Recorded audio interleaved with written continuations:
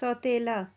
संपत का घर दुल्हन की तरह सजा हुआ था। संपत तो इस विवाह को सादगी के साथ संपन्न करना चाहता था, किंतु कामिनी की इच्छा थी कि वह विवाह उसके लिए अविस्मरणीय बन जाए।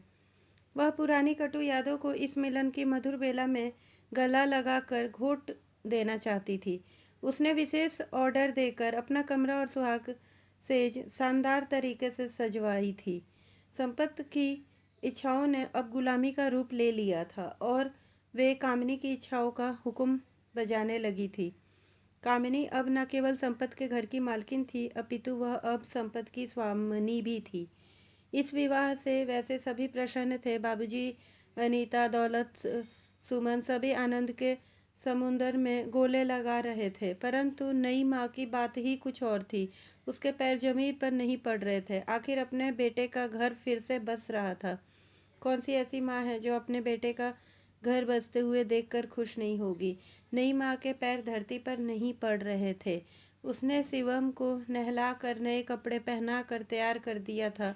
शिवम अब 2 वर्ष का हो चुका था। तुतला कर बोलने लगा था। उसे दिन भर कहा जाता था कि तेरी नई मम्मी आ रही है, इसलिए वह कामिनी को नई मम्मी कहने लगा। नई मम्मी पाकर वह भी फूला नहीं समा रहा था। कामिनी ने जैसे ही घर में प्रवेश किया तो नई माँ ने शिवम को कामिनी को गोदी में देकर कहा, तो बहू संभालो अपनी अमानत को। अबोध बालक है, ममता का आकांक्षी है। इसकी झोली अपनी ममता से इस प्रकार भर देना कि इसे अपनी माँ की याद ही नहीं आए कभी। सौतेली माँ की जैसे ख्याति जगत में बनी हुई है, तुम उसे बदल कर रख देना बहू। मैं भी संपत्ति की सौतेली माँ हूँ, पर ईश्वर साक्षी है कि मैंने संपत को अपने जाए बेटे दौलत से अधिक प्यार दिया है। अब बारी तुम्हारी है पुत्री। तुम इस लकीर से बड़ी लकीर खींचकर इसे छोटा कर देना, तभी मुझे संतोष होगा। नई माँ की आंखें आंसुओं से भरी हुई थी। कामिनी को नई माँ की बातें विष भुजा तीर की मानिंद लग रही थी। शादी का अवसर था और वह पहली बार ससुराल आई थी। सभी मेहमान मौजूद थे, इसलिए वह कुछ कह नहीं सकती थी, मगर उसका खून अंदर ही अंदर उबलने लगा था। बुढ़िया सबको अपनी तरह समझती है क्या? सुख मूर्ख खुद मूर्ख है और सबको मूर्ख समझ बैठी है, तो मैं क्या करूं? मैं मूर्ख नहीं हूं। मेरे अरमान अभी तक कुंवारे हैं।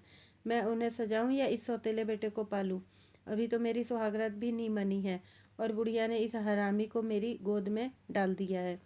मूर्खता की भी हद है भाई। अब इसे कैसे समझाऊं कि मुझे इस शिवम में कोई रुचि नहीं है। वह मन ही मन सोचने लगी। कामिनी को चुप देखकर अनीता बोल उठी, क्या सोचने लगी भाभी? कुछ भी नहीं, शिवम कितने प्यारे हैं, बस यही सोच रही थी।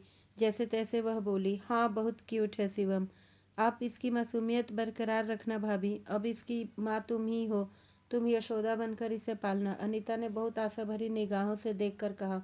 कामनी ने कोई जवाब नहीं दिया। वह सबसे फ्री होकर अपने कमरे में जाकर आराम करना चाहती थी, इसलिए उसने कहा कि कितनी गर्मी है यहाँ। हाँ गर्मी तो बहुत है, ऐसा करो तुम अपने कमरे में जाकर आराम कर लो, जाओ। नई माँ उसकी हालत देखकर बोली। कामिनी ने शिवम को गोदी से उतारा और वह अपने कमरे में चली गई। उसने धड़ाम से दरवाज़ा बंद कर लिया। उसकी यह एक्टिविटी सबको नागवार गुजरी, पर किसी ने कुछ नहीं कहा। संपत ने शिवम को गोद में बैठा लिया और उसके सिर पर हाथ फेरने लगा। शिवम संपत की गोदी में से ही सो गया। संपत भी थका हुआ था, इसलिए वह शिवम के साथ लेकर वहीं पर ही सो गया। रात हो गई थी। सबके अरमानों की रात एक बार ही आती है जीवन में, मगर यहाँ ऐसी रात संपत और कामिनी दोनों के लिए दोबारा आई थी। संपत को गायत्री के साथ गुजारी वह रात याद आ रही थी, मगर कामिनी पर उमंगों का भूत सवार था। उसके अरमान अपने वश में नहीं थे।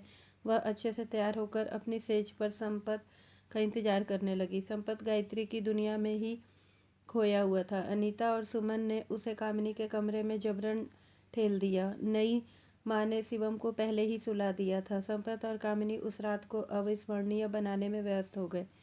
अगले दिन शिवम जागा तो वह पापा पापा करके रोने लगा। नई माँ ने उसे बहलाने का खूब प्रयास किया, लेकिन वह चुप ही नहीं हो रहा था। थक हार कर नई माँ ने संपत को आवाज़ लगाई। कामिनी की नींद खुली तो उसे अच्छा नहीं लगा। आज के दिन भी यह लोग ढंग से सोने भी नहीं दे रहे हैं। कैसे जाहिल लोग हैं ये, एक दिन बच्चे को संभाल नहीं सकते हैं क्या? कामिनी मन ही मन सोचने लगी। संपत, उठो बेटा, शिवम बहुत तेज रो रहा है, इससे चुप ही नहीं हो रहा है। वह एक बार गोदी में लेकर उसे प्यार कर लो, फिर चुप हो जाएगा। वह नई माँ की ने कामिनी के कमरे से बाहर से आवाज़ लगाई। संपत हड़बड़ाकर उठा और बाहर भागने लगा। 1 मिनट रुको संपत, पहले कपड़े तो पहन लो। यह मत भूलो कि अब तुम अकेले नहीं, यहाँ मैं भी तुम्हारे साथ हूँ। मुझे भी कपड़े पहनने दो, फिर दरवाज़ा खोलना, कामिनी ने उसे याद दिलाया। कामिनी की बात सुनकर संपत छेप गया और फटाफट कपड़े पहनने लगा। कामिनी भी अपने कपड़े लेकर ड्रेसिंग रूम में चली गई। संपत दौड़कर बाहर निकला और उसे शिवम की गोदी में लेकर उसे खूब प्यार किया। रोते रोते शिवम का बुरा हाल हो चुका था। उसके आंसू गालों पर लुढ़क कर सूख गए थे। संपत को शिवम की यह हालत देखकर बहुत दुख हुआ, पर वह क्या कर सकता है। उसने शिवम को चुप कराया, खाना खिलाया और थपकी देकर उसे सुला दिया। तब तक कामिनी भी तैयार हो गई थी। अनीता और सुमन कामिनी को छोड़ने का कोई मौका नहीं चूकना चाहती थी, इसलिए दोनों उसे छेड़ने लगी। नींद कैसी आई भाभी? अनीता ने छेड़ते हुए कहा। पहली रात को भी कोई सोता है क्या दीदी? आप भी कैसी बातें करते हैं दीदी। भाभी की आंखें देखकर भी पता नहीं लग रहा था क्या आपको? सुमन आंख मारते हुए बोली। अरे हाँ, मैं भी कैसी पागल हूँ जो ऐसे प्रश्न पूछ रही हूँ, हंसते हंसते अनीता बोली। फिर कामिनी की आंखों में देखकर बोली, कहो भाभी, रात कैसी गुजरी? ज़्यादा दर्द तो नहीं हो रहा है बदन में? अनीता के होठों पर शरारत नाच रही थी। कामिनी को ऐसे छेड़छाड़ बहुत पसंद थी, उसे बहुत अच्छा लग रहा था। वह मन मन मुस्कुराने लगी। बोलो ना भाभी, चुप क्यों हो? कैसी रात रही? सुमन को बहुत अधिक जिज्ञासा थी। विवाहित लड़कियां को तो उस रात के आनंद का पता होता है, मगर अविवाहित लड़कियां उस रात के आनंद के बारे में जानने को बहुत आतुर हो रहती हैं। अनीता ने तो उन जन्नत की हकीकत देख देख रखी थी, मगर सुमन अभी उससे दूर थी, इसीलिए उसे कुछ ज़्यादा ही हुचंग छूट रही थी। अपने भैया से ही पूछ लो दी, वे बता देंगे, कामिनी दबे स्वर में बोली। आप ही बता दो ना भाभी प्लीज, हम तो आपके मुंह से ही सुनना चाहते हैं। सुमन मिन्नतें करते हुए बोली। क्या बताऊं? तुम्हारे भैया ने कुछ किया हो तो बताऊं? वे तो आते ही बिस्तर पर सो गए, कामिनी ने व्यंग हंसी के साथ कहा। भैया ऐसा नहीं है भाभी, वे आप जैसी खूबसूरत परी पाकर सो ही नहीं सकते हैं। आपके हुस्न का जादू इस कदर छाया है उन पर कि वे उसमें डूबे बिना रह ही नहीं सकते हैं। फिर कल की रात का तो वो कब से इंतज़ार कर रहे होंगे।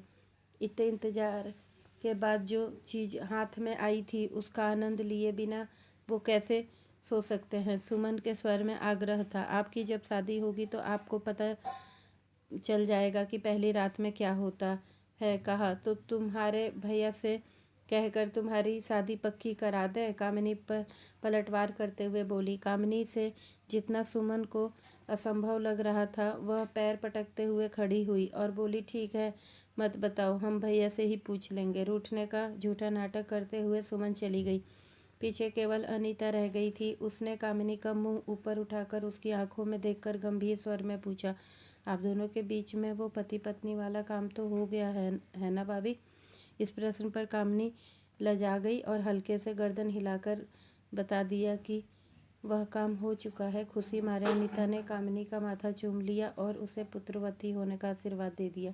इतनी जल्दी नहीं दी, अभी तो मौज मस्ती करने दे, बच्चे पैदा करने के लिए तो अभी बहुत उम्र पड़ी है, कामिनी ने उसे टोकते हुए कहा। अच्छा बाबा, जब चाहे तब कर लेना बच्चा, वैसे अभी जल्दी भी क्या है, अभी तो शिवम भी छोटा ही है, अनीता ने स्वाभाविक रूप से कह दिया। कामिनी को शिव का जिक्र करना अच्छा नहीं लगा। वह शिवम को स्वीकार नहीं कर पा रही थी और न ही स्वीकार करना चाहती थी। उसकी आंखों से अनीता को पता चल गया कि उसका शिवम के बारे में बात करना कामिनी को अच्छा नहीं लगा। वह दबे कदमों से बाहर आ गई।